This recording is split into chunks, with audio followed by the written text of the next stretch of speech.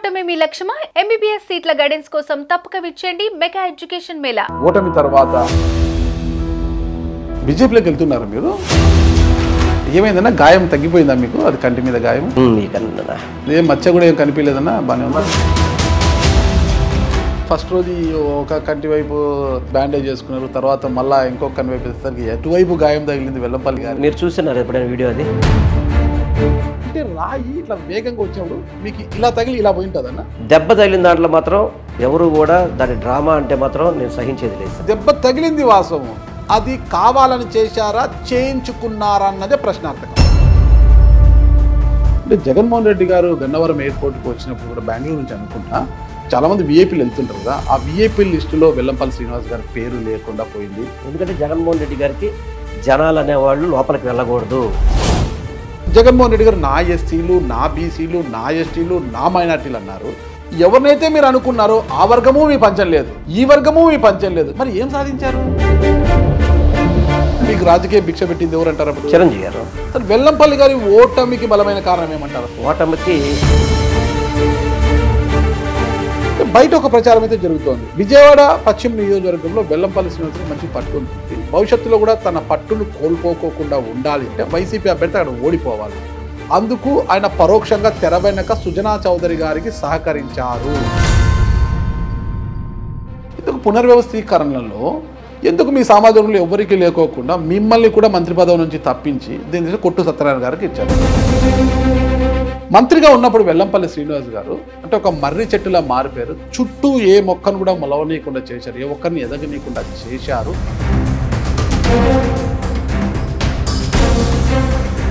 అమ్మవారి గుడిలో వెండి సింహాలు మాయమైపోయినాయి అనేసి పెద్ద గగ్గోలు జరిగింది అన్నప్పుడు. వెండి సింహాల దొంగ అది ఇది అనేసి ఏమైనా ఆ సింహాలు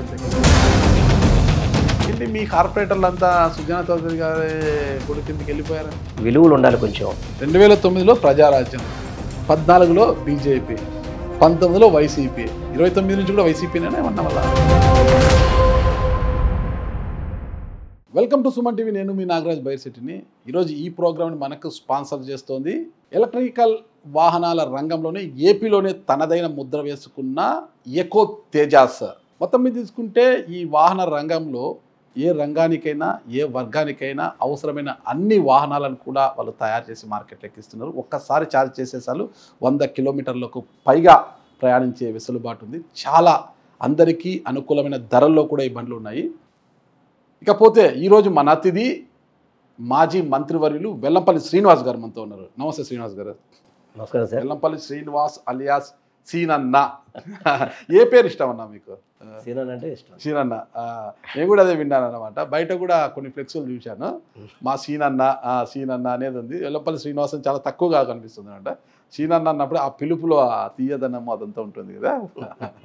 ఓకే, ఇంకా ఎలా ఉన్నారు? బాగున్నాను సార్. ఓకే, ఓటమి తర్వాత కుంగిపోయింటారేమో, కొద్దిగా మదన పడుతుంటారేమో, బాధపడుతుంటారేమో అనుకున్నాను, కానీ ఆ వెలుగు ఇంకా తగ్గలేదు, అట్లే ఉంది. కారణం ఏంటన్నా? సార్ నేను 15 ఏళ్ళు అయింది రాజకీయ రంగంలోకి వచ్చి 2009లో. అప్పటి నుంచి ఇప్పటి వరకు కూడా విశ్రాంతి లేకుండా పనిచేశాను. ఓకే. గత 2 నెలల నుంచి కుటుంబం, పిల్లలు కావచ్చు అందరితో కూడా ప్రశాంతంగా ప్రస్తుతానికి 15 ఏళ్ళలో మిస్ అయిందంతా కూడా ఈ 2 నెలల్లో వాళ్ళు చూసుకోవడం అనేది.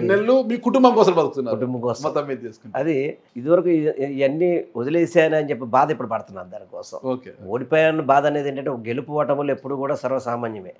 2009లో ప్రజారాజ్యంలో ఆఖరి మినిట్లో టికెట్ తీసుకుని గెలిచిన వ్యక్తిని నేను. 294 మందిలో 18 మందిలో నేను ఉన్నా, గెలిచి 18 మందిలో.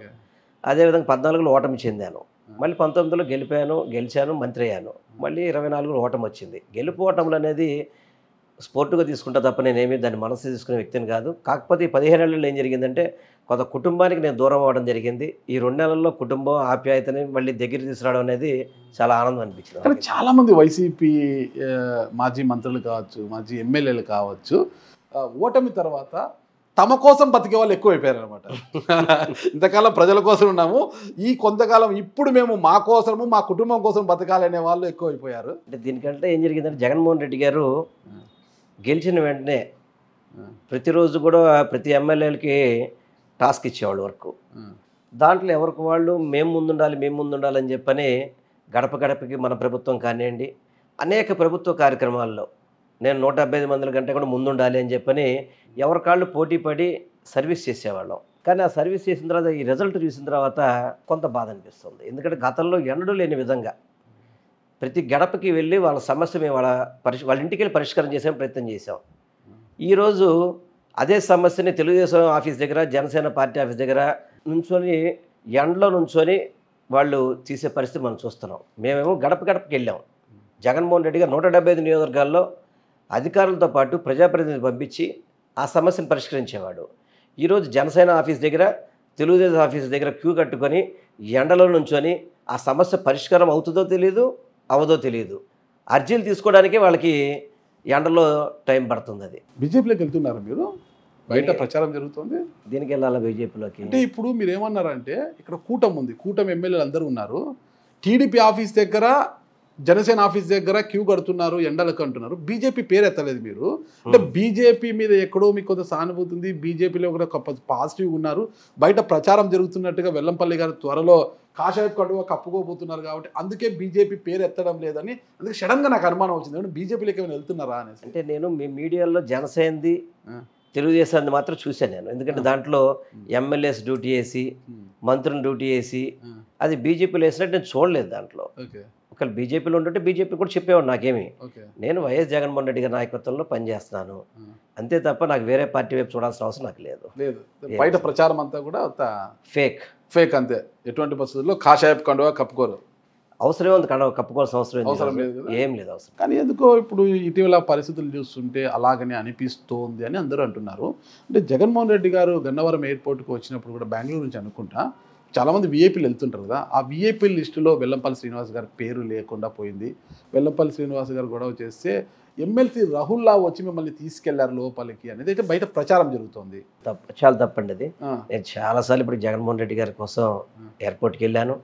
ఆయన వస్తున్నారని తెలిస్తే ఊళ్ళో ఉంటే మాత్రం గ్యారంటీకి వెళ్తాను, దాని డౌట్ లేదు. దాంట్లో మన లిస్టులో లేదు, అసలు లిస్టులో ఏమీ లేదు సార్. అక్కడికి ఇప్పటికి వెళ్ళిన దాంట్లో ఎక్కువగా వెళ్ళింది నేను, రఘురాం గారు, తలసల రఘురాం గారు సీఎం కోఆర్డినేటర్గా ఆయన ఎప్పుడూ లోపల ఉంటారు. జిల్లా అధ్యక్షులుగా నాకు పేర్నాని గారికి ఎప్పుడూ అవకాశం కల్పిస్తున్నారు, దాంట్లో ఎటువంటి డౌట్ లేదు. ఈ రుహుల్లా పిలిచేదంతా కూడా అవాస్తవం. అవన్నీ కూడా మరి ఎక్కడ మీరు విన్నారో తెలియదు కానీ అది టోటల్గా ఫేక్. అది జగన్మోహన్ రెడ్డి గారు మా అందరికీ ఇచ్చే ఇంపార్టెన్స్ ఎప్పుడు ఇస్తూనే ఉన్నారు, దాంట్లో ఎటువంటి డౌట్ లేదు. ఎయిర్పోర్ట్లో జగన్మోహన్ రెడ్డి గారి అధికారం ఉండదు అక్కడేమి. అది కూడా ఎందుకు జరిగిందంటే, మీరు రుహుల్లా పేరు ఎందుకు వాడారంటే, నేను రుహుల్లా అందరం కలిసి మొన్న జగన్మోహన్ రెడ్డి గారిని రిసీవ్ చేసుకోవడానికి వెళ్తున్నాం ఎయిర్పోర్ట్కి. ఎయిర్పోర్ట్ బయటే, అంటే ఎయిర్పోర్ట్ ఇంకా కాంపౌండ్లోకి ఎంటర్ అవ్వాలి మేము. ఇంకా మా కారులో మమ్మల్ని ఆపేసి, మీ కారులో వాళ్ళు జనాలందరూ దిగిపోయి మీరు ఒక్కరే వెళ్ళండి కారులో అని చెప్పని అధికారులు చెప్తే, ఒక నాయకుడిగా నాతో పాటు 4-5 ఉండడం సర్వసామాన్యత, ఎక్కడికి వెళ్ళినా కానీ ఉంటారు. వాళ్ళని దిగిపోమంటే నేను దిగనన్నాను. వాళ్ళు అడ్డుగా నుంచున్నారు. ఎస్ఐసిఐ కార్లకు అడ్డుగా నుంచున్నారు. దాంట్లో ఏంటంటే, మీరు ఒక్కరే అయితే పర్మిషన్ ఇస్తే మిగతా వాళ్ళతో అయితే కనుక పర్మిషన్ ఇవ్వండి అని చెప్పన్నారు. అప్పుడు నేను వచ్చి రోడ్డు మీద కూర్చున్నా, రోడ్డు మీద బైఠాయించాను. ఎందుకంటే మాకున్న హక్కు అది. మేము ఎయిర్పోర్ట్ లోపలికి వెళ్ళడం అనేది కూడా, ఎయిర్పోర్ట్ లోపల ఇంకా ప్రాంగణం లోపలికి కూడా వెళ్ళలేదు, ఆ బయట ఆపేశారు మమ్మల్ని. ఎందుకంటే జగన్మోహన్ రెడ్డి గారికి జనాలు అనేవాళ్ళు లోపలికి వెళ్ళకూడదు. జగన్మోహన్ రెడ్డి గారికి జనాలు ఎంతవరకు మనం కంట్రోల్ చేయాలనేది చంద్రబాబు ఆలోచన, పోలీస్ డిపార్ట్మెంట్ ఆలోచన. అది పోలీస్ డిపార్ట్మెంట్కి నాకు జరిగిన వాదన తప్ప జగన్మోహన్ రెడ్డి గారి లిస్టులో మన పేరు లేకపోవడం కాదు. ఆ రోజు రుహుల్లో మేము కలిసే వెళ్ళాం. అప్పుడు రుహుల్లో కింద కూర్చుంటే లేదులే అన్న మనం లేచి వెళ్దామని చెప్పని రుహుల్లో మనకి ఆ రోజు పోలీసులు ఆపిన దాని మీద రుహుల్లో తీసుకున్నాడు తప్ప, ఆ తర్వాత పోలీసులు సరిదిద్దుకొని సార్ మీ కార్లో మీ వాళ్ళు ఎక్కించుకెళ్ళిపోండి సార్ అన్నారు, బయలుదేరాం. అంతే, అది జరిగింది అంతే తప్ప అది రీలు ఇది రియల్, ఇది రియల్ అంతే కదా. ఓకే, ఏమైందన్నా గాయం తగ్గిపోయిందా మీకు? అది కంటి మీద గాయం? ఈ కన్ను ఏ మచ్చ కూడా ఏం కనిపించలేదన్నా? మచ్చ కాదు కదా కన్ను. ఇప్పుడు యాక్చువల్గా ఆ రోజు ఎలక్షన్ క్యాన్వాసింగ్లో మన జగన్మోహన్ రెడ్డిగా మేము వెళ్తున్నాము. కరెక్ట్గా సింగనగర్ స్టేడియం దగ్గర సింగనగర్లోకి వెళ్ళినప్పటికీ ఏం పడిందో తెలియదు నాకు. జగన్మోహన్ రెడ్డి గారికి దెబ్బ తగిలిన సంగతి నాకు తెలియదు. ఎందుకంటే ఆయన ఇద్దరు పక్కనే ఉన్నాం.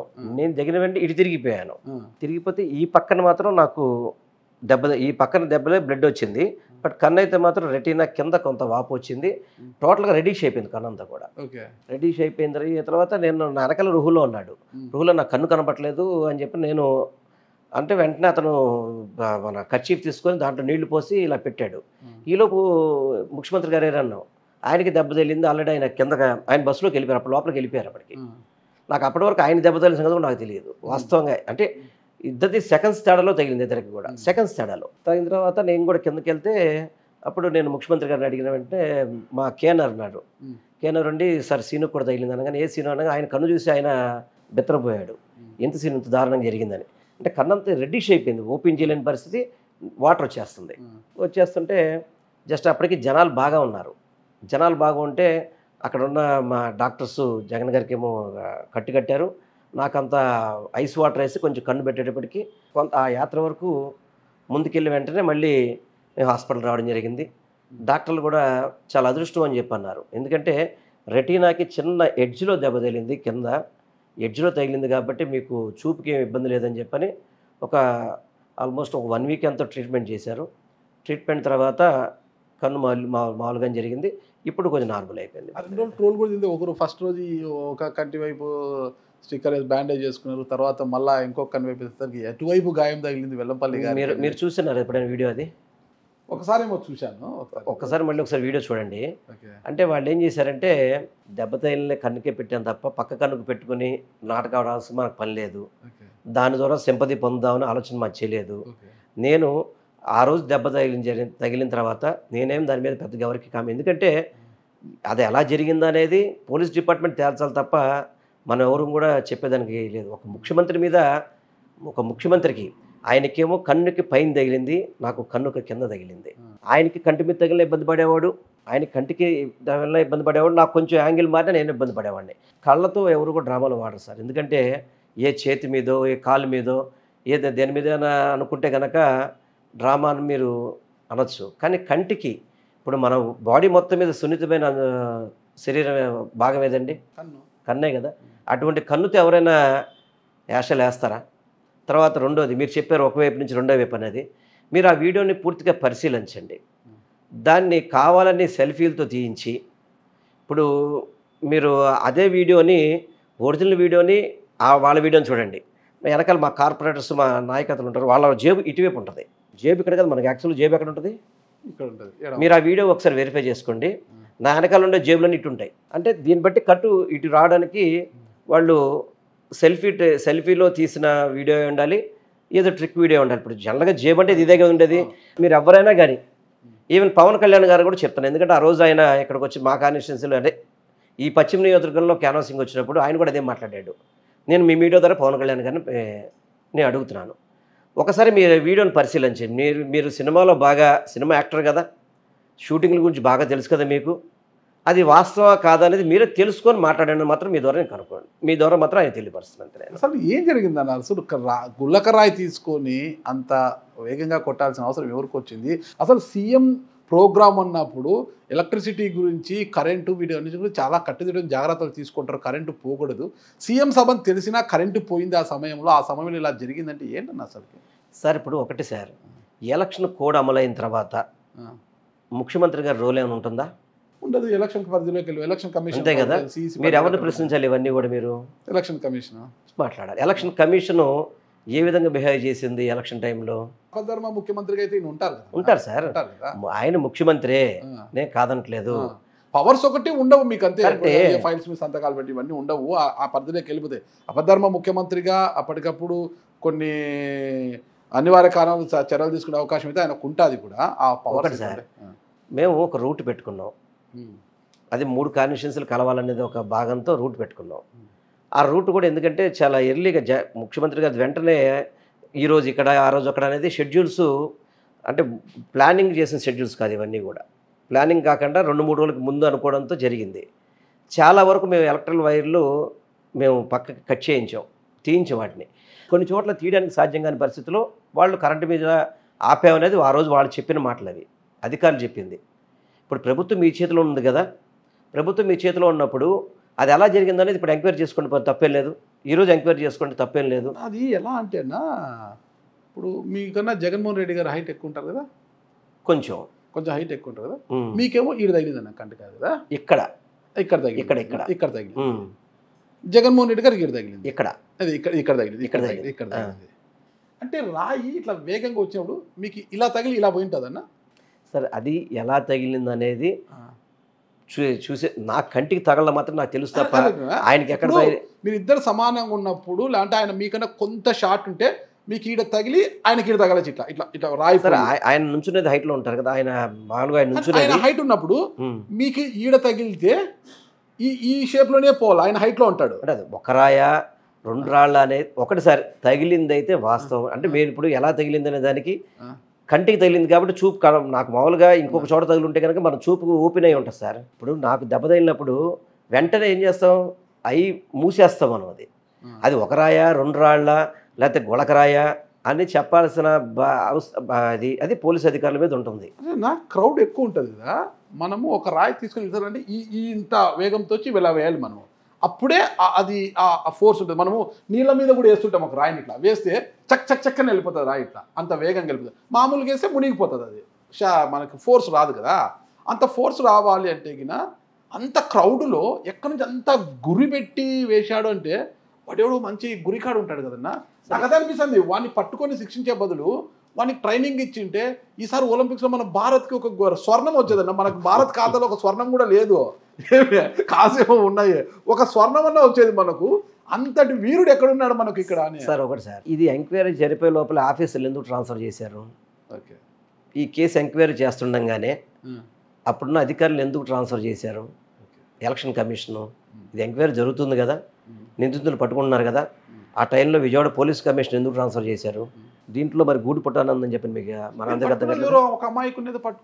అమాయకుడు సార్ ఏ ఒక్కడి పేరు మేము చెప్పలేదు సార్ పోలీసులు వాళ్ళ యొక్క ఇన్వెస్టిగేషన్లో జరిగిన ఆధారాలను బట్టి తీసుకొచ్చారు అతను నిజంగా కొట్టాడో లేదన్నది కూడా నేను చెప్పే వ్యక్తిని కాదు ఎందుకంటే నేను చూడలేదు అది ఆ టైంలో ఉన్నత అధికారులు పోలీసుని ట్రాన్స్ఫర్ చేయాల్సిన అవసరం ఎందుకు వచ్చింది ఈ విషయాలు బయటపడతానే కదా ఆఫీసర్ని మార్చి వేరే ఆఫీసర్ని పెట్టారు అక్కడ దీన్ని నీరు కార్చడానికే కదా ఆ రోజు అధికారులను ట్రాన్స్ఫర్ చేసింది మార్చకుండా ఉంటే కనుక ఏ నిజం బయటకు వచ్చేది ఆ తర్వాత మరి ఈ రోజు వరకు దాన్ని ఎందుకు తీసుకోవట్లేదు దాన్ని వచ్చిన అధికారి దాన్ని ఎందుకు మళ్ళీ దాన్ని ఆ కేసు మీద ఎందుకు దర్యాప్తు చేయలేదు ఒక ముఖ్యమంత్రిగా ఉన్నాడు ఆ రోజు ఆయన మీద జరిగిన దాడిని ఎందుకు నెక్స్ట్ అధికారి దాన్ని కంటిన్యూ చేయలేదు దీంట్లో కుట్ర ఉందని అర్థం కావట్లేదు మనకి మీ ప్రభుత్వ హయాంలో అప్పుడు పోలీసులు ఒక అతన్ని అదుపులోకి ఒక కుర్రాన్ని అదుపులోకి తీసుకున్నారు కదా తర్వాత ఏమైంది విడిచిపెట్టారు కదా నేను అమాయకుని నాకేందో అవసరం మా ప్రభుత్వ అధికారి కాదు జూన్ 4 వరకు జగన్మోహన్ రెడ్డి గారు ముఖ్యమంత్రిగా ఉన్నారు ఆ రోజు ఇన్వెస్ట్మెంట్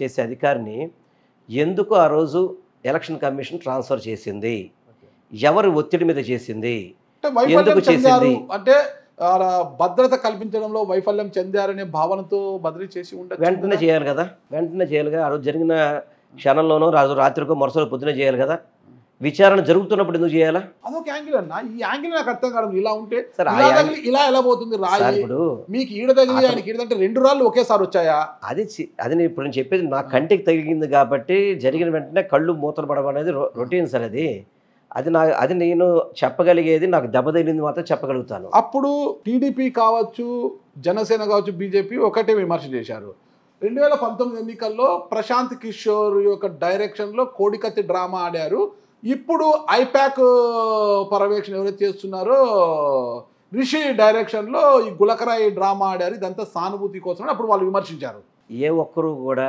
రాజకీయాల కోసం చావాలనో రాజకీయాల కోసం అవయవాలు పోగొట్టుకోవాలని చెప్పిన ఆలోచన ఎవరు చేయరు సార్ అది ఎవరు ఆలోచించే మైండ్ని బట్టి ఆడుకుంటుంది నేను ఒకటే చెప్తున్నా సార్ 100 రూపాయలు నేను నమ్మే అమ్మవారి మీద ఒట్టేసి చెప్తున్నా నేను ప్రతినిత్యం కూడా అమ్మవారిని కొలుస్తాను అమ్మవారి మీద ఒట్టేసి అమ్మవారి మీద ఒట్టేసి చెప్తున్నా ఆ రోజు నా కంటికి దెబ్బ తగిలింది వాస్తవం నేను ఒకటే చెప్పేది దెబ్బ తగిలిన దాంట్లో మాత్రం ఎవరు కూడా దాని డ్రామా అంటే మాత్రం నేను సహించేది లేదు సార్ ఎందుకంటే కళ్ళు పోగొట్టుకునే దెబ్బ తగిలింది వాస్తవం అది కావాలని చేశారా చేయించుకున్నారా అన్నదే ప్రశ్నార్థకం అదే సార్ చేయించుకున్నారా అన్నదానికి ఎవరైతే ఆ రోజు పోలీస్ కమిషనర్గా ఉన్న అతన్ని మీరు అదే రోజు కనుక ట్రాన్స్ఫర్ చేస్తుంటే అతను వైఫల్యం అని చెప్పి ఒప్పుకుంటా నేను 4 రోజుల తర్వాత ఇన్వెస్టిగేషన్లో బయటపడుతుంటే వాస్తవాలు బయటపడుతుంటాయి అవును వాస్తవాలు బయటపడుతుంటే ఆల్ ఆఫ్ సడన్గా ఎందుకు ట్రాన్స్ఫర్ చేశారు అతన్ని వచ్చిన అధికారి దాన్ని ఎందుకు పట్టించుకోలేదు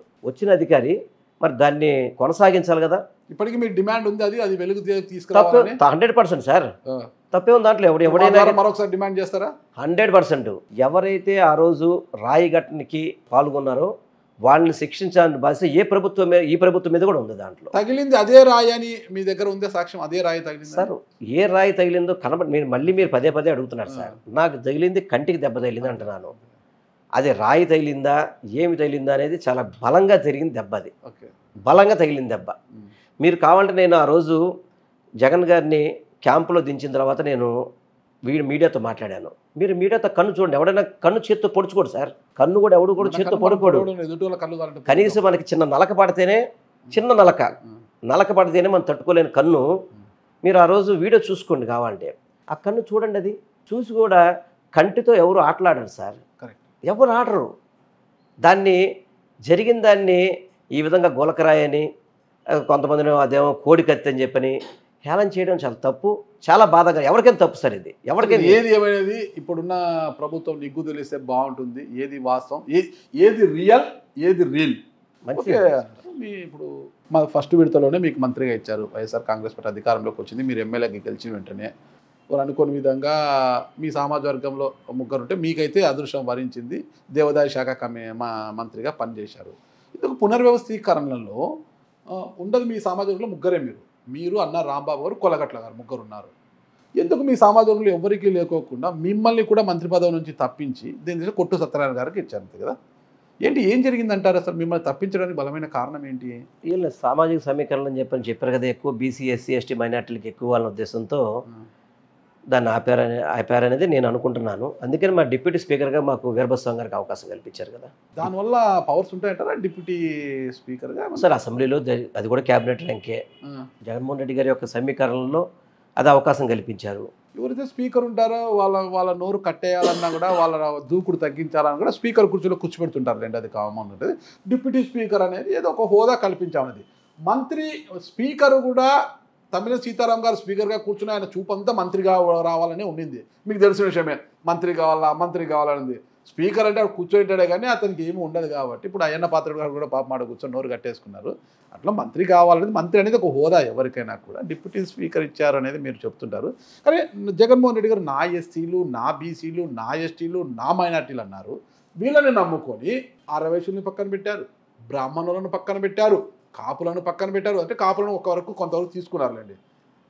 ఇకపోతే రెడ్డిలో కూడా వాళ్ళ సమాజంలో చెందిన రెడ్డిలను కూడా దూరం పెట్టారు. ఎవరినైతే మీరు అనుకున్నారో ఆ వర్గము మీ పంచం లేదు, ఈ వర్గము మీ పంచం లేదు. మరి ఏం సాధించారు? సాధించేది ఏముంది? ఒకటి, ఇప్పుడు ఆయన బడుగు బలహీన వర్గాలు కావచ్చు, అందరికీ సమాన హోదా కల్పించాలనే ఉద్దేశంతో ఆయన బడుగు బలహీన వర్గాలు మొన్న ఎన్నికల్లో మీ వెనకాల నిలబడ్డారా? సార్, నిలబడలేదంటే 40% ఓటింగ్ వచ్చింది ఈరోజు. ఓటింగ్ అయితే 40% వచ్చింది. సీట్లు వర్సెస్ వైసీపీ జరిగింది కాబట్టి ప్రత్యామ్నాయంగా మీకు ఓట్లు పడాలి కాబట్టి కాంగ్రెస్ పార్టీ డమ్మీగా ఉంది. వాళ్ళ డబ్బులు అలా అంటానికి లేదే. కాంగ్రెస్ పార్టీ కూడా డబ్బులు బాగా బలంగా పంచిపెట్టింది. ఎక్కడ పంచింది? అయ్యో, భలేవాళ్ళే. కాంగ్రెస్ పార్టీ ఒక 2,000 కోట్లు ఏమైనా కుమ్మరిచ్చింటే వాళ్ళకు కూడా ఒక 20 స్థానాలు. 2,000 కోట్లు తెలియదు. కాంగ్రెస్ పార్టీ వైఎస్ఆర్సీపీ పార్టీ ఓడిపోవడానికి మాత్రం పనిచేసింది. అంతేనా? ఎందుకంటే చంద్రబాబుకి బి పార్టీలాగా పనిచేసింది.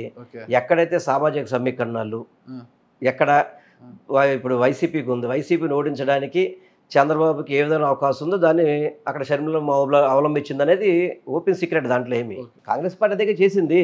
ఇప్పుడు కడపలో కొన్ని చోట్ల ఓడిపోవడానికి కారణం ఏంటి?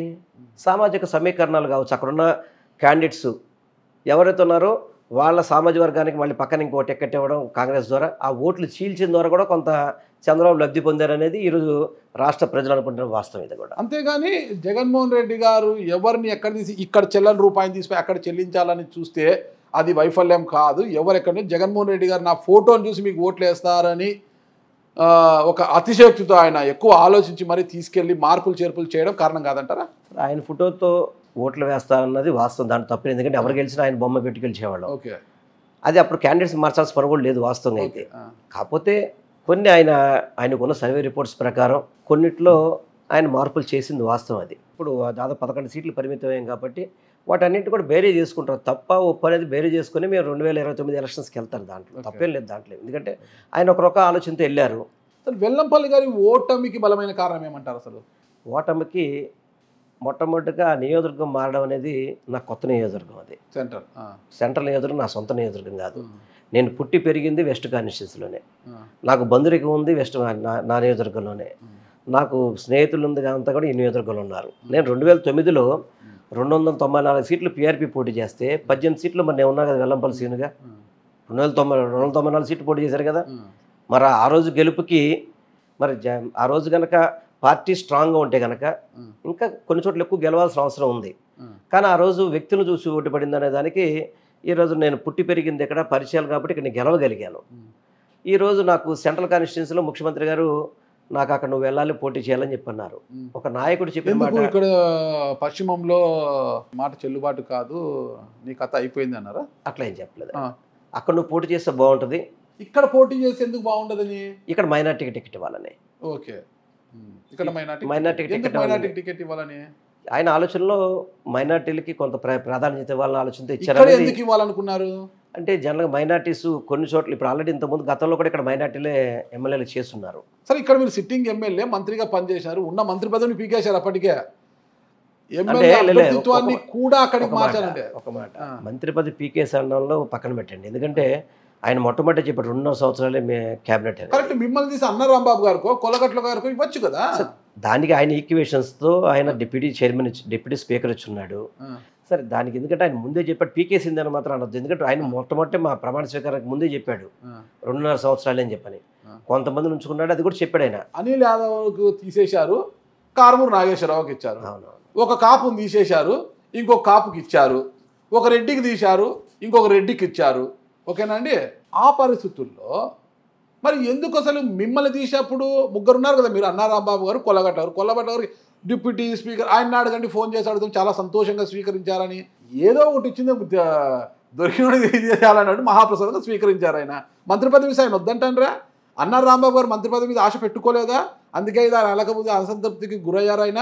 మరి మీ సామాజిక వర్గంలో కావచ్చు, బ్రాహ్మణ సామాజిక వర్గంలో కావచ్చు, మల్లాది విష్ణు గారు ఆశ పెట్టుకున్నారు, మీకు బాపట్ల ఎమ్మెల్యే గారు కోన రఘుపతి గారు ఆశ పెట్టుకున్నారు, మీ సామాజిక వర్గాలకే తూచనేసినారు.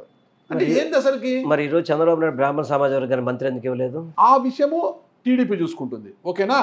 మీ సామాజిక వర్గం మొదట విడతలో మీకు ఇచ్చి రెండో విడతలో ఎందుకు తీసేశారు? మిమ్మల్ని తీసి ఇంకోరికి ఇవ్వాల్సిన అవసరం లేదు కదా. సో ఒకటి సార్, మంత్రి పదవి పోయింది, ఉన్న నియోజకవర్గము పోయింది, మరి ఏంటి అసలు పరిస్థితి?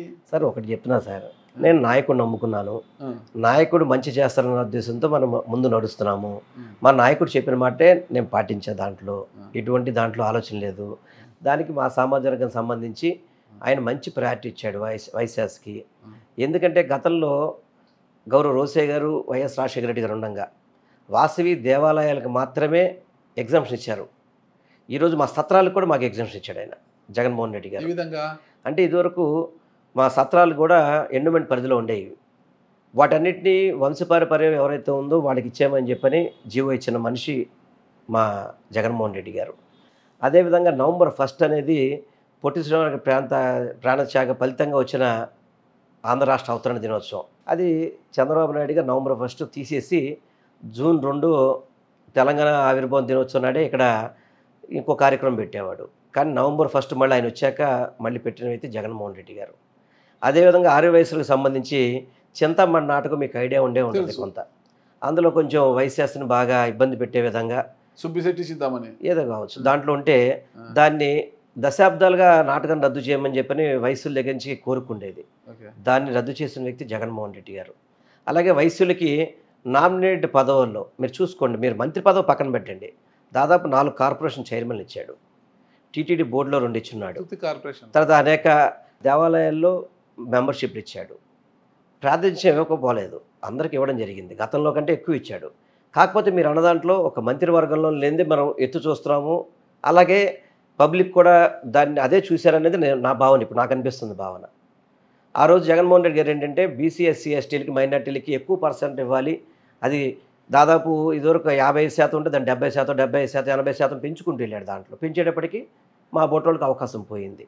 దానికోసం ఆయన దాన్ని ఏదో విధంగా సాటిస్ఫై చేయాలతో డిప్యూటీ స్పీకర్ ఇచ్చున్నారు. దాంతో మీరు చెప్పిన విధంగా ఉంటే పబ్లిక్లో అలాగే కమ్యూనిటీలో ఉంటే అనుమానం ఉండొచ్చు తప్ప వయసులకు మాత్రం ప్రయారిటీ ఇచ్చారని మాత్రం నేను చెప్పగలుగుతాను.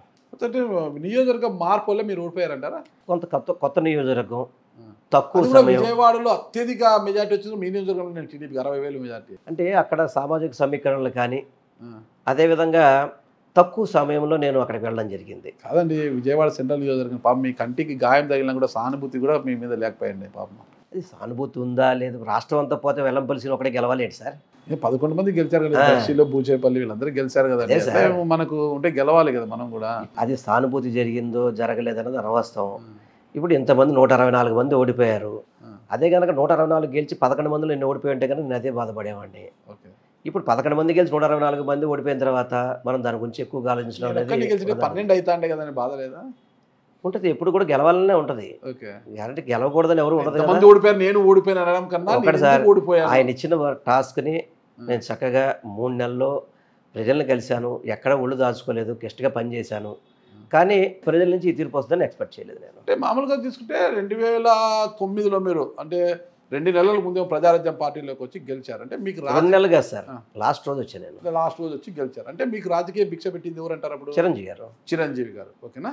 2014లో మీరు వచ్చే కాంగ్రెస్ పార్టీలో అది మెర్జ్ అయింది, పిఆర్పి. ఇంకా రాష్ట్ర విభజన నేపథ్యంలో కాంగ్రెస్ భూస్థాపితం, మీరు బీజేపీలోకి వెళ్ళారు. అప్పుడు బీజేపీకి మద్దతు ఇచ్చింది ఎవరు? పవన్ కళ్యాణ్ గారు. మీకు ఓటు వేయమని హెలిప్యాడ్ దగ్గర కూడా పిలిపించారు కదా పవన్ కళ్యాణ్ గారు, చెప్పారు వెల్లంపల్లి గారిని గెలిపియండి బీజేపీ చెప్పారు కదా. అంటే మీకు రాజకీయ భిక్ష పెట్టింది మెగాస్టార్. 2014లో మీకు ఓటేసి గెలిపించమని చెప్పింది జనసేన అని మెగాస్టార్ తమ్ముడు. ఆ పవన్ కళ్యాణ్ పైన మీరు అంటే మీ లైన్లో కావచ్చు, మీ పార్టీ లైన్ కావచ్చు, మీ పార్టీ విధానాలు కావచ్చు, చాలా విమర్శలు చేశారు. ఆ విమర్శల కారణంగా కాపులంతా ఏకమయ్యి, అంటే సెంట్రల్ అంటే కాపులు ఎక్కువగా ఉన్న నియోజకవర్గము మీ విజయవాడలో సెంట్రల్లో, ఓకేనా. తూర్పులో వచ్చేసి కమ్మలు కొద్దిగా ఉంటారు, కాపులు ఎక్కువ ఉంటారట. ఆ కాపులంతా ఏకమయ్యే మీ అంత చూశారు అనుకోవచ్చు కదా. ఇక్కడ సెంట్రల్ వెస్ట్ నియోజకవర్గంలో 49,000 మెజార్టీతో బీజేపీ గెలిచింది. ఓకే, మరి ఇక్కడ కాపులు ఉన్నారా? ఓకే, దానికి కూడా నేను చెప్తాను. ఒకటి వాస్తవం సార్, పవన్ కళ్యాణ్ గారు స్పందించిన దాని మీద ఎప్పుడు స్పందించేవాడిని. ఇప్పుడు ఆయన ఒక సినిమా యాక్టర్గా కావచ్చు, చిరంజీవి గారి తమ్ముడుగా నాకు అభిమానం ఉంది సార్, దాంట్లో ఎటువంటి డౌట్ లేదు. దాంట్లో రాజకీయాలకు వచ్చేటప్పటికి రాజకీయాల్లో ఆయన కిందకి దిగి మా గురించి మాట్లాడినప్పుడు మేము కూడా మాట్లాడిన అవసరం ఉంటుంది. ఇప్పుడు మా స్థాయి పవన్ కళ్యాణ్ స్థాయి కాదు, ఎందుకంటే పెద్దదైంది. చిరంజీవి మాది కాదు, నేను పవన్ కళ్యాణ్ అనే ఒక పార్టీకి నాయకుడు. ఆయన పార్టీకి నాయకుడు ఉండి అధ్యక్షుడు. వెల్లంపల్లి శ్రీనివాస్ గురించి వ్యక్తిగతంగా మాట్లాడాల్సిన పని లేదు. మాట్లాడినప్పుడు మనం కూర్చుని అనుకోండి చేత కాకుండా ఆ తప్పును ఒప్పుకున్న వాళ్ళు అవుతాం. నేను ఎప్పుడూ చెప్తాను అనేక సార్లు, నేను రాజకీయంగా ఈరోజు ఎన్ని ఎగుదిగులు వచ్చినా కానీ రాజకీయాల్లో వచ్చానంటే చిరంజీవి గారి వల్ల వచ్చానని చెప్పని నేను మంత్రిగా ఉన్నప్పుడు చెప్పాను, ఎప్పుడు అదే చెప్తాను సార్. చిరంజీవి గారు అనేవాళ్ళు నాకు రాజకీయ భిక్ష పెట్టాడు, దాంట్లో ఎటువంటి ఆక్షేపణ లేదు. ఎందుకంటే ఆ రోజు నాకు ఎప్పుడు పవన్ కళ్యాణ్ గారు నేను ఎప్పుడు చూసిన పరిస్థితి లేదు. ప్రజారాజ్యం పార్టీలో నేను చూడలేదు ప్రజారాజ్యం, ఎందుకంటే నాకు ఆఖరి మినిట్లో టికెట్ ఇచ్చారు. ఆయన రేపు నామినేషన్గా ముందు రోజు టికెట్ ఇచ్చారు. నాకు ఇక్కడున్న ప్రజానీకం అంతా కూడా చిరంజీవి గారి మీద అభిమానం కావచ్చు, నాకున్న పరిచయాలు కావచ్చు, మా కుటుంబం మీద ఉన్న ప్రేమ కావచ్చు, గెలిపించారు. గెలిపించిన తర్వాత చివరి క్షణం వరకు కూడా నేను చిరంజీవి గారితో పాటు జర్నీ చేశాను. చిరంజీవి గారితో పాటే ఉన్నాను. ఆయన కష్టాలు ఉన్నప్పుడు ఉన్నాను, ఆయన మంచిగా ఉన్నప్పుడు ఉన్నాను నేను ఆయనతో పాటు. కానీ 2014 ఎన్నికలప్పుడు కాంగ్రెస్ పార్టీ అనేది ఆంధ్ర రాష్ట్రంలో తుడిచిపెట్టుకుపోయింది పూర్తిగా. దాన్ని నమ్ముకుంటే మనందరం కూడా ఇబ్బంది పడే పరిస్థితి ఎవరైనా కానీ. అటువంటిప్పుడు వేరే పార్టీ వైపు చూడాల్సిన అవసరం ఉంది. చూసినప్పుడు నేను బీజేపీ పార్టీలో జాయిన్ అయ్యాను. అదేవిధంగా జనసేన అప్పుడు పోటీలో లేదు. అదేవిధంగా చంద్రబాబు నాయుడు దగ్గరికి నేను వెళ్ళే అవకాశం లేదు. బీజేపీలో జాయిన్ అయ్యాను. ఎందుకు అవకాశం లేదంటే నేను ఆల్మోస్ట్ పీఆర్పీ నుంచి కాంగ్రెస్ పార్టీలోకి వచ్చాం. అప్పటి వరకు ముందు రోజు వరకు ఆయనతో వాదన పెట్టుకున్న వ్యక్తులు మనం. ఎందుకులేని బీజేపీ టికెట్ తీసుకున్నాం. టికెట్ తీసుకున్న తర్వాత బీజేపీ పెద్దల కోరిక మేరకు ఆఖరి రోజు, ఇంకా ఆఖరి 2 రోజులు ఉండగా ప్రచారం, పవన్ కళ్యాణ్ గారు గుడివాడ మన కైక్లూరు పర్యటనకి వస్తున్నారు, మీరు కూడా కలిస్తే బాగుంటుందని చెప్తే నేను అప్పుడు అదే హెలికాప్టర్లో నన్ను విజయవాడ నుంచి హెలికాప్టర్ తీసుకెళ్లారు వాళ్ళు. తెలుసు, ఇక్కడి నుంచి హెలికాప్టర్ తీసుకెళ్ళి పవన్ కళ్యాణ్ గారు కలిపారు. ఆయన ఒక వీడియో తీశారు. అంతవరకే నాకు పరిచయం ఆయనతో. అంతకు ముందు కలవలేదు ఆయనతో, ఆ తర్వాత కలిసిన పరిస్థితి లేదు. ఆయన అయితే నాకు వీడియోలో గెలిపించమని చెప్పించారు. దురదృష్టవశాత్తు నేను అప్పుడు ఓడిపోవడం కూడా జరిగింది. స్వల్ప తేడా ఓడిపోయాను. ఓడిపోయిన తర్వాత ఇక్కడ భారతీయ జనతా పార్టీలో నేను కొనసాగుతున్నప్పుడు ఎప్పుడైతే జలీల్ ఖాన్ని తెలుగుదేశం పార్టీ వైసీపీ పార్టీ ఎమ్మెల్యేకి గెలిచిన వ్యక్తిని చంద్రబాబు నాయుడు జాయిన్ చేసుకున్నప్పుడు నేను ఇక్కడ భారతీయ జనతా ఇప్పుడు అదే తెలుగుదేశం పార్టీలో ఓడిపోయిన చోట వైసీపీ పార్టీ తీసుకున్నప్పుడు ఆయన వాళ్ళని కూర్చోబెట్టి సీట్లు అతను జాయిన్ చేసుకున్నాడు కదా. మరి భారతీయ జనతా పార్టీకి ఎందుకు న్యాయం చేయలేదు ఆయన? మిగతా తెలుగుదేశం ఓడిపోయిన చోట వైసీపీ పార్టీ వాళ్ళు తీసుకున్నప్పుడు వాళ్ళని సమన్వయం చేశాడు, వాళ్ళతో మాట్లాడాడు, తీసుకున్నాడు. మరి భారతీయ జనతా పార్టీ ఇప్పుడు ఇక్కడి నుంచి వైసీపీ తీసుకున్నప్పుడు భారతీయ జనతా పార్టీకి చెప్పాలా చెప్పక్కర్లేదా? మా నాయకత్వం అడిగితే చెప్పలేదన్నారు. మీరు అడగక్కలేదని అడిగాను నేను. మా నాయకత్వం సరిగ్గా స్పందించలేదు అప్పట్లో. అది కరెక్ట్ అయిన పద్ధతి కాదు అని చెప్పని దాదాపు ఇంకా 2.5 ఏళ్ళు పైన ఉండగానే నేను భారతీయ జనతా పార్టీని వీడి వైసీపీలో చేరాను. చేరిన కానీ పోరాటాలు చేస్తున్నాను అన్నాను. అనేక కేసులు పెట్టారు నాకు తెలుగుదేశం పార్టీ వాళ్ళు, అనేక కేసులు పెట్టారు నా మీద. అన్ని కొట్టేశారు. సరే, ఇప్పుడు మీరు మళ్ళీ సెంట్రల్కి పంపించి ఇక్కడ మైనార్టీకి ఇవ్వాలనుకున్నారు. వెస్ట్ నియోజకవర్గంలో మైనార్టీ ఓట్లు ఎక్కువగా ఉన్నాయనేది అందరికీ తెలిసిన విషయమే. మరి ఇంత మైనార్టీ ఓట్లు ఎక్కువ ఉన్న బీజేపీ అభ్యర్థి సుజనా చౌదరి గారు ఎలా గెలిచారు? అదే అర్థం కాని మ్యాటర్. ఇప్పుడు ఆధారాలు ఏమో మా ముఖ్యమంత్రి గారు చెప్తున్నారే, అదేమో అని చెప్పి అనుకోవాలి. బయట ఒక ప్రచారం అయితే జరుగుతోంది. మీ ఇక్కడ సర్కిల్లో అయితే విజయవాడ పశ్చిమ నియోజకవర్గంలో వెల్లంపల్లి శ్రీనివాసకు మంచి పట్టు ఉంటుంది. భవిష్యత్తులో కూడా తన పట్టును కోల్పోకోకుండా ఉండాలి. సెంట్రల్ నుంచి పోటీ చేసిన వెస్ట్ నియోజకవర్గంలో తన పట్టును కోల్పోకోకుండా ఉండాలి అంటే వైసీపీ అభ్యర్థి అక్కడ ఓడిపోవాలి. అందుకు ఆయన పరోక్షంగా తెర వెనక సుజనా చౌదరి గారికి సహకరించారు.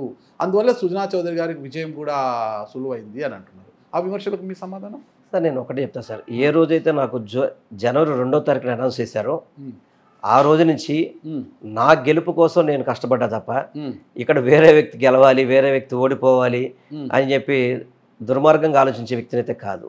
నాకు జగన్మోహన్ రెడ్డి గారు కనుక ఇచ్చింది నచ్చకపోతే, జగన్మోహన్ రెడ్డి గారి మీద నమ్మకం లేకపోతే నేను అవసరమైతే ఆ రోజే బయటికి రావచ్చు కదా. నేను అక్కడెందుకు పోటీ చేయాలి? నాకు నిజంగా మీరు చెప్పిన అవసరం ఉందనిపించింది ఇక్కడ, మీరు చెప్పిన అవసరం నాకు అనిపించింది అనుకోండి ఇక్కడ, నేను అసలు జగన్మోహన్ రెడ్డి గారు చెప్పిన మాట ఎందుకు వెళ్ళాలి, అక్కడికి ఎందుకు వెళ్ళాలి?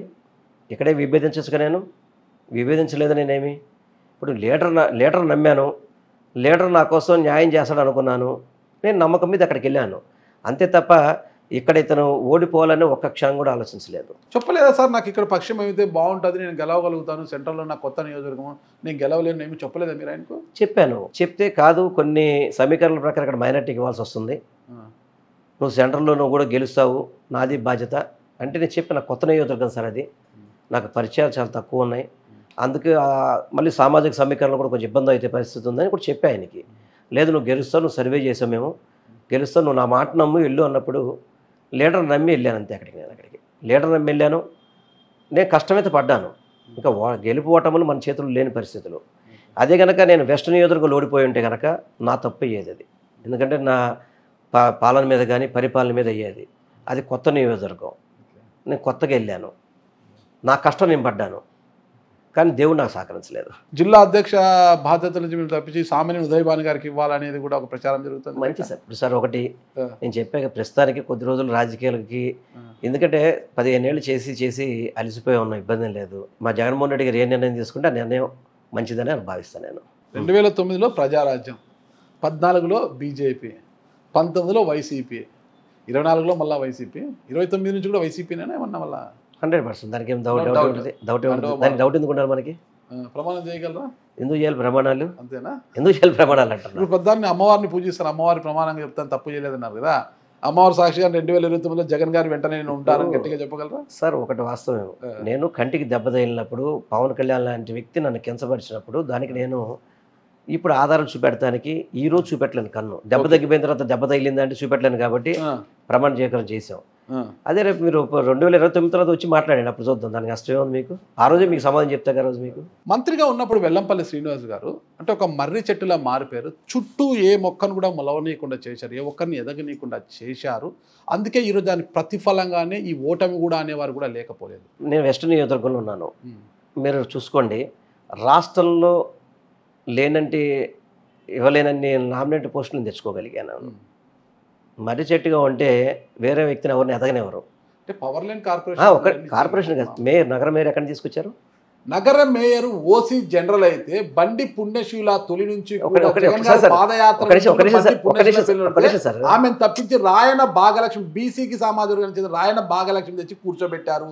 ఇక్కడ బండి పుణ్యశీలాన్ని అణిచివేయడమే మీ లక్ష్యం అనేది కూడా అప్పుడు ప్రచారం జరిగింది. సార్ ఒక నిమిషం సార్, మీరు ఒక దాంట్లోంచి మళ్ళీ ఇంకో దాంట్లోకి వెళ్ళిపోతారు. ఫస్ట్ మీరు అడిగిన దానికి మర్రి చెట్టు గురించి చెప్పాలి, సమాధానం చెప్పాలి కదా.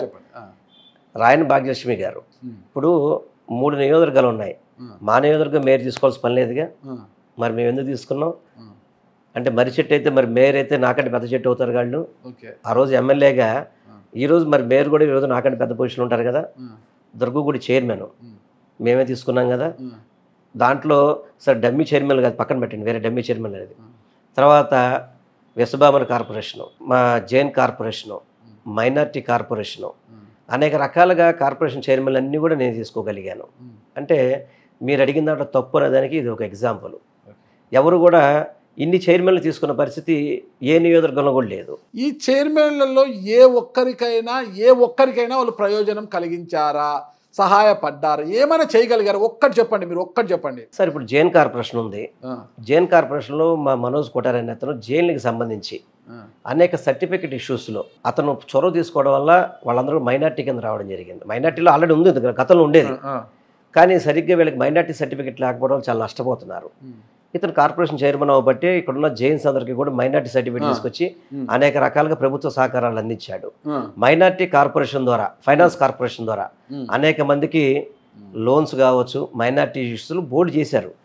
లాభం లేకుండా ఎవరికి లేదు సార్. అందరికీ కూడా మేలు చేసేదానికి అనేక చైర్మన్లు ఇక్కడ రావడం జరిగింది. అది నేను గర్వంగా కూడా చెప్పుకుంటాను. గర్వంగా చెప్పుకోగలుగుతా అంటే మీరు మర్రి చెట్టుది తప్పు అనేదానికి నేను ఇవన్నీ కూడా ఎగ్జాంపుల్ చెప్తాను మీకు. మరి ఎందుకు తొలి నుంచి కూడా బండి పుణ్యశీల పేరే మేయర్గా ఉండింది? జగన్మోహన్ రెడ్డి గారు కూడా ఆమెకు ప్రామిస్ చేశారనేదే ప్రచారము. ఆమె మేయర్ అభ్యర్థిగానే ఎన్నికల కార్పొరేటర్గా బరిలోకి దిగారు. చివరి నిమిషంలో అంటే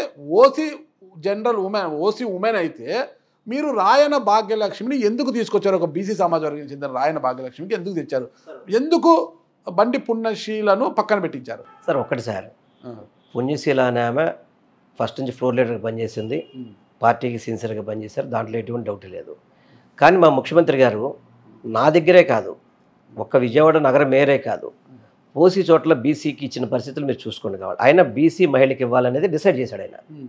ఆయన చేశారా, మీరు ఆయనకు ముఖ్యమంత్రి గారు బీసీ మేయర్ చేయాలి, బీసీ మహిళకి ఇవ్వాలి అనేది డిసైడ్ చేశారు. అది ఇప్పుడు అన్నారు మీరు. ఒక్కటి, ఎన్ని కార్పొరేషన్లు తీసుకున్నారని, మేయర్ నాకన్నా పెద్ద కదా, రాయన భాగ్యలక్ష్మి గారు నాకన్నా పైన కదా అన్నారనట. మీకైనా ఎవరైనా పైన ఉండడాన్ని మీరు జీర్ణించుకోలేకే, సహించలేకే కార్పొరేషన్లు ఏదేముంది, అడుగు పోయి కుర్చీ వేసుకొని కూర్చోవడమే. కానీ మేయర్ అనేది మంచి పదవి కాబట్టి బండి పుణ్యశీలను ఆ పై స్థాయిలో కూర్చోబెట్టడం ఇష్టం లేకనే రాయన భాగ్యలక్ష్మి అయితే ఏమీ తెలియదు ఆమెకు. బండి పుణ్యశీలకు కొద్దిగా వాయిస్ ఉంది కాబట్టి మీకన్నా హై స్థాయిలోకి వెళ్ళిపోతుంది, ఎప్పటికైనా మీకు థ్రెటన్గా అవుతుంది. రాయన భాగ్యలక్ష్మి అయితే డమ్మీగా కూర్చోబెట్టచ్చు అనేసి మీరు తెచ్చుకున్నారని ప్రధానమైన ఆరోపణ. అంటే మీరు రాయన భాగ్యలక్ష్మి గారిని అవమానిస్తున్నారు. నేను అవమానించడం లేదు, అవమానిస్తున్నారు. మీరు అనుకుంటే నేనేం చేయలేను. మీరు అనుకుంటే కుదరదు సిస్టర్, మిమ్మల్ని నేను అవమానించలేదు సిస్టర్. ఒకటి గమనించి, ఆమె మౌనంగా ఉంటుంది, ఆమె కుర్చీలో కూర్చోబెడతాం అనేది చాలా మీరు విత్డ్రా చేసుకోవాలి. ఆ విషయంలో ఆ మాట విత్డ్రా చేస్తే నేను మాడతా. ఓకే, మీరు చెప్పండి. ఒక బీసీ మహిళని, నేను బీసీ మహిళని అవమానించలేదు, ఓసీ మహిళగా ఉన్న రాయన భాగ్యలక్ష్మి గారిని మాట విత్డ్రా చేయండి. ఆమె డమ్మీగా కూర్చుంటుంది, ఆమె అలా కూర్చోపెట్టచ్చు అన్నమాట మీరు విత్డ్రా చేసుకుంటే. నేను మిమ్మల్ని కించపరచలేదు, మిమ్మల్ని బాధించలేదు. మీరు నిజంగా నా వాయిస్ తో బాధపడితే నేను క్షమాపణ కోరుతున్నా ఇంటర్వ్యూలో. చెప్పండి, ఓకేనా? రైట్, చెప్పండి. ఇప్పుడు ముఖ్యమంత్రి గారు గెలిచిన వెంటనే మరుసటి రోజు మేము వెళితే బీసీ మహిళను చూడండి శ్రీనివాస్ అన్నాడు ఆయన. బీసీ మహిళను చూడమని చెప్పన్నాడు ఆయన. అన్న తర్వాత వాళ్ళు ఆల్రెడీ ఆయన ఎక్కడ బీసీని పెట్టాలి, ఎక్కడ ఎస్సీలు పెట్టాలి అనేది డిసైడ్ చేసుకున్నారు. అప్పుడు అన్ని ఎలక్షన్స్ ఒకేసారి జరిగినాయి. మీకు ఒక విజయవాడలోనే కాదు, ఐ థింక్ మచిలీపట్నం కూడా ఓసీ అయితే బీసీని పెట్టినట్టుకున్నారు. అలా చాలా చోట్ల పెట్టారు ఆయన. చాలా చోట్ల ఎమ్మెల్యేలు వాళ్ళకి ఎవరైతే భవిష్యత్తులో మార్పులు జగన్ గారు. సార్ ఒక మాట సార్, నేను చెప్పేది రిజర్వేషన్ ప్రకారం కాకుండా ఓసీ వచ్చిన చోట్ల బీసీ పెట్టిన ప్రిజెంట్ చాలా ఉన్నాయి. ఆయన ఒక రిజర్వేషన్ ప్రకారమే ఇవ్వలేదు. ఓసీ చోట కూడా బీసీలని ఎస్సీలని పెట్టిన స్థానాలు చాలా ఉన్నాయి. దాంట్లో విజయవాడ నగర మేయర్ కూడా ఒకటి. ఆయన డిసైడ్ చేశారు ఇక్కడ బీసీకి ఇవ్వాలి అని చెప్పి డిసైడ్ చేశారు.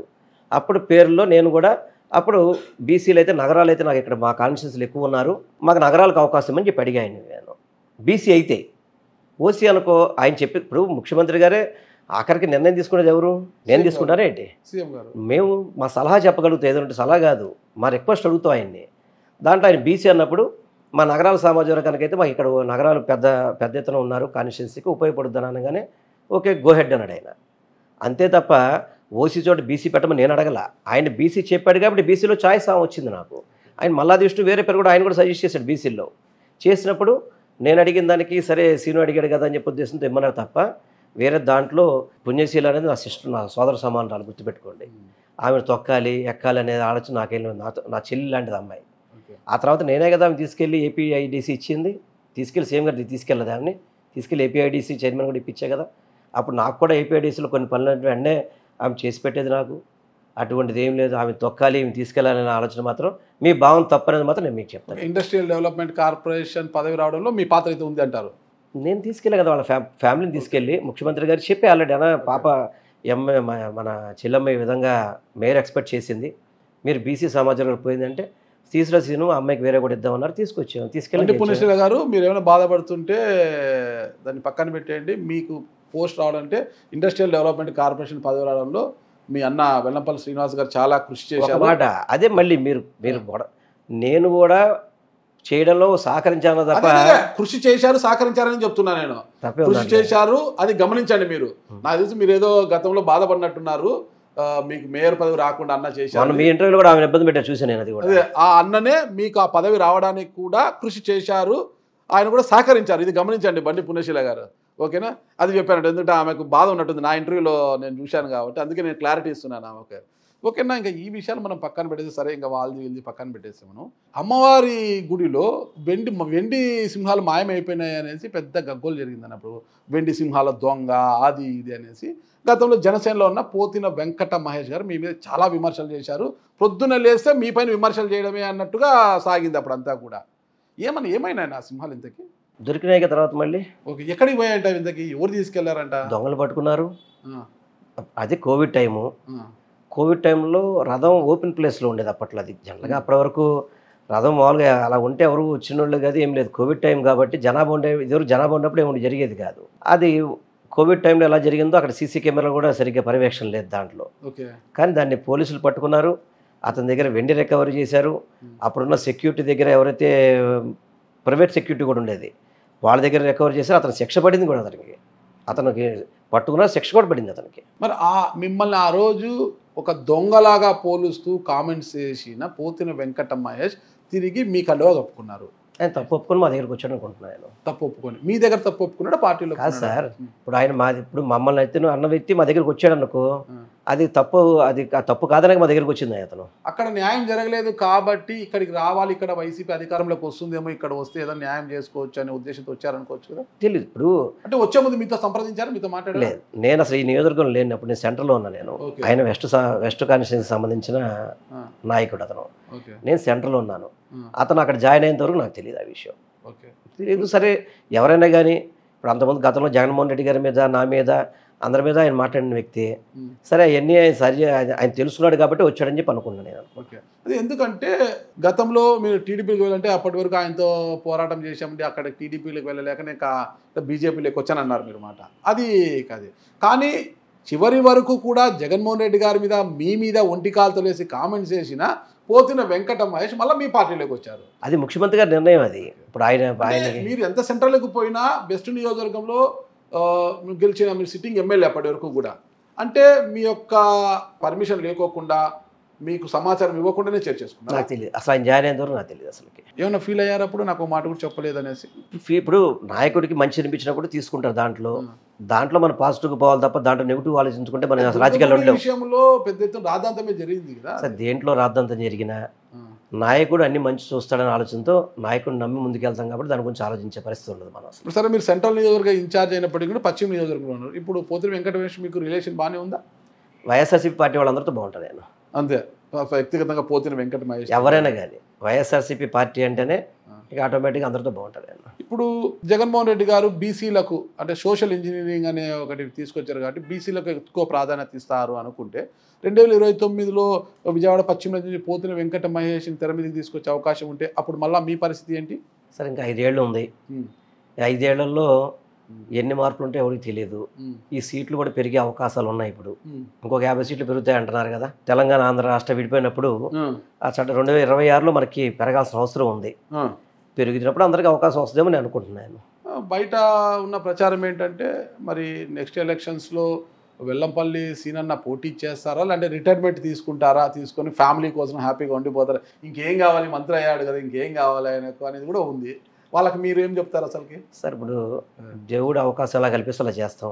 ఏది మనం అనుకుంటే రాదు సార్.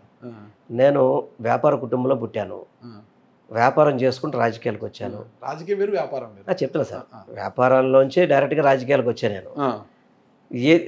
అది వదిలినప్పుడు దానికి బాధపడలేదు, వాళ్ళు ఓడిపోయినప్పుడు బాధపడే పరిస్థితి లేదు. దేవుడు అవకాశం ఎలా కల్పిస్తే అలా ముందుకు వెళ్తాం. దాని గురించి మనం ఎక్కువగా ఆలోచించుకునే వ్యక్తిని అయితే కాదు నేను. దాని గురించి ఏ దాని గురించి కూడా. ఓకే, రాజకీయాలు అయితే కొనసాగుతారు. రిటైర్మెంట్ ఇప్పుడే ప్రకటించారు, కొనసాగిస్తారు. రిటైర్మెంట్ ప్రకటించాల్సిన అవసరం లేదనుకుంటున్నా. ఇంకా వయసు దండిగా ఉంది కాబట్టి. ఏంటి మీ కార్పొరేటర్లు అంతా సుజనా చౌదరి గారి గుడి కిందకి వెళ్ళిపోయారండి? సరే, అధికారం మారినప్పుడు ఇవన్నీ సర్వసామాన్య. దాని గురించి మనం పెద్దగా ఆలోచించడం అవసరం. ఎందుకంటే ఎవరికి వాళ్ళు విలువలు ఉండాలి. కొంచెం ఒక పార్టీలో గెలిచినప్పుడు ఆ పార్టీ కష్టకాలంలో ఉన్నప్పుడు ఉండాల్సిన బాధ్యత అందరి మీద ఉంటుంది. కాదు వెళ్ళిపోతాం అనుకుంటే మనం ఏం చేసే పరిస్థితులు ఉండదు. వెల్లంపల్లి సీనన్న గారి యొక్క భవిష్యత్తు కార్యాచరణ ఏంటి అసలు? ప్రతిపక్షమైన పాలకపక్షమైన ప్రజలతో ఉండడమే నా అభిమతం, అంతే. ఒక్కటండి ఫైనల్గా అడుగుతాను, దేవాదాయ శాఖ మంత్రిగా పనిచేసిన ఏ ఒక్కరు కూడా మళ్ళీ ఎలక్షన్లో గెలిచిన దాఖలా నాకున్న నాలెడ్జ్లో, మరి గెలిచారేమో నాకు తెలియదు, నాకున్న నాలెడ్జ్లో చెప్తున్నాను. కానీ ఆ శాఖ మీకు ఇచ్చినప్పుడు అనిపించలేదా నెక్స్ట్ ఏంటి నా పరిస్థితి అనేసి? మీకు ఇచ్చారు, మిమ్మల్ని తీసి కొట్టు సత్యనారాయణ ఆయన ఓడిపోయారు, మీరు ఓడిపోయారు, అందరూ ఓడిపోయారు కదా, అనిపించలేదు అప్పుడు? అంటే నేను ఒకటి సార్, దేవుడిని నమ్ముకున్న వ్యక్తిని, దేవాదాయ శాఖలో దేవుడు తప్పు చేయకపోతే పర్లేదు అనుకున్న వ్యక్తిని. కాబట్టి మీరు ఎగ్జాంపుల్ అసలు ఇదంటే నేను ఒక్కడిని ఓడిపోతే కనుక నేను తప్పకుండా వీటన్నింటిని మీరు చెప్పిన దానింటికి నేను ఏకీభవించేవాడిని. 164 మంది ఓడిపోయారు. అదేవిధంగా మీరు తెలంగాణ, మీరు హైదరాబాద్ దగ్గర మీరు ఉండేది, తెలంగాణలో ఇంతకుముందు ఎండోమెంట్ మినిస్టర్ ఎవరు పనిచేశారు? ఇంద్రకరణ్ రెడ్డి. ఓకే, రెండోసారి గెలిచాడు అతను, రెండోసారి కూడా దేవాదాయ శాఖ మంత్రి అయ్యాడు అతను. చాలా ఎగ్జాంపుల్ మీకు అంతకంటే ఎగ్జాంపుల్ అక్కలేదు, లేటెస్ట్ది. గతంలో ఏపీ ఏముంది, ఇద్దరు కలిసి ఉన్నాం కదా సార్. ఇది అంటే మీరు ఇప్పుడు విడిపోయిన తర్వాత రాష్ట్రం వచ్చి 3 సార్లు ఎలక్షన్ జరిగింది ఉమ్మడి ఆంధ్రప్రదేశ్లో చెప్తున్నాను. ఐ థింక్ నాకు తెలిసి దామచర్ల ఆంజనేయులు ఆయన కూడా ఎండోమెంట్ మినిస్టర్ చేశాడు అనుకుంటున్నా. ఆయన కూడా తర్వాత వచ్చాడు. అంటే నేను కూడా మీలాంటి వాళ్ళు ఇలా బాగా ప్రశ్నిస్తుంటే కొంచెం ఎంక్వైరీ చేశాను. చేస్తే అటువంటి సంస్కృతి అయితే లేదనేది మాత్రం తెలిసింది, ఏం లేదు. అదే కనుక నేను 164 మంది గెలిచి 11 మంది వైసీపీలో ఓడిపోయి నేను దాంట్లో ఉండుంటే కనుక మీరు చెప్పిన దానికి ఒప్పుకునేవాడిని. ఇప్పుడైతే హ్యాపీగా 164 మందిలో నేను ఉన్నా, లేవా 11 మంది విజయంలో నేను లేనని అనుకోలేదు. 164 మందిలో నేనున్నాను, సంతోషపడట్లా. ఇవేమి కరెక్ట్ కాదనేది నేను భావిస్తాను, అంతే. ఇవి కరెక్ట్ కాదని, మీ ఆరోపణలు కరెక్ట్ కాదని నేను భావిస్తాను, అంతే. అంటే మీరు ఏదైతే ఆరోపణలు కాదు, మీరు ఏదైతే దేవాదాయ శాఖ మంత్రిగా చేసిన వాడికి నెక్స్ట్ ఫ్యూచర్ లేదంటున్నారే, అవన్నీ కరెక్ట్ కాదని చెప్తున్నది. ఒకటన్నా ఇప్పుడు ఓడిపోయిన వారందరూ కూడా జగన్మోహన్ రెడ్డి గారి గురించి కావచ్చు, ఆయన కోటరీ గురించి కావచ్చు, ఒకటే విమర్శలు చేస్తున్నారు. జకంపూర్ రాజా గారు కావచ్చు, కేతిరి వెంకటరామరెడ్డి గారు కావచ్చు, ఇలా కొంతమంది కామెంట్స్ ఇస్తున్నారు. ఆ కామెంట్స్ మీద మీ కామెంట్ ఏంటంటే అసలుకి? అంటే కొంత ఏంటంటే సార్, ఆయన డైరెక్ట్గా జగన్మోహన్ రెడ్డి గారు పబ్లిక్ బెనిఫిట్ చేశామని చెప్పని, ఈ వాలంటీర్ వ్యవస్థ కానీ జరిగిందని చెప్పని అన్నారు. కానీ కొంత పార్టీ కార్యకర్తలు నాయకుల్లో ఇంత అసంతృప్తి అనేది తెలుసుకోలేకపోయాం, మేము కూడా తెలుసుకోలేకపోయాం. అందులో మా తప్పు కూడా ఉంది దాంట్లో. ఇవన్నీ ఒకళ్ళు విశ్లేషించుకున్నప్పుడు దాన్ని సరి చేసుకొని 29కి వెళ్తాం కాబట్టి ఇవన్నీ విశ్లేషించుకుంటే ఏది కరెక్ట్ అయితే దానికి ముందుకు వెళ్ళడం, అంతే. అంటే 29 లక్ష్యంగా ముందుకు వెళ్తారు. ఇంకా ప్రజలతో ఉండడము, ప్రజలతో మమేకమై ఉండడము. ఇంకా సెంట్రల్ నియోజకవర్గం నుంచి మళ్ళీ పోటీ చేయమంటే అక్కడ నుంచే పోటీ చేస్తారు. అది జగన్మోహన్ రెడ్డికి నిర్ణయిస్తారు ఏంటంటే నా భవిష్యత్తు. చూద్దాం జగన్మోహన్ రెడ్డి గారు 2029 ఎన్నికల నాటికి ఏ నిర్ణయం తీసుకుంటారు. వెల్లంపల్లి సీనన్నను ఎక్కడి నుంచి బరిలోకి దింపుతారు, ఏంటి అసలు బరిలోకి దింపుతారా, బయట నిలబెట్టి గేమ్ను చూడమంటారా అనేది కూడా మనం వేచి చూద్దాం. థ్యాంక్ యూ అన్న, నమస్తే.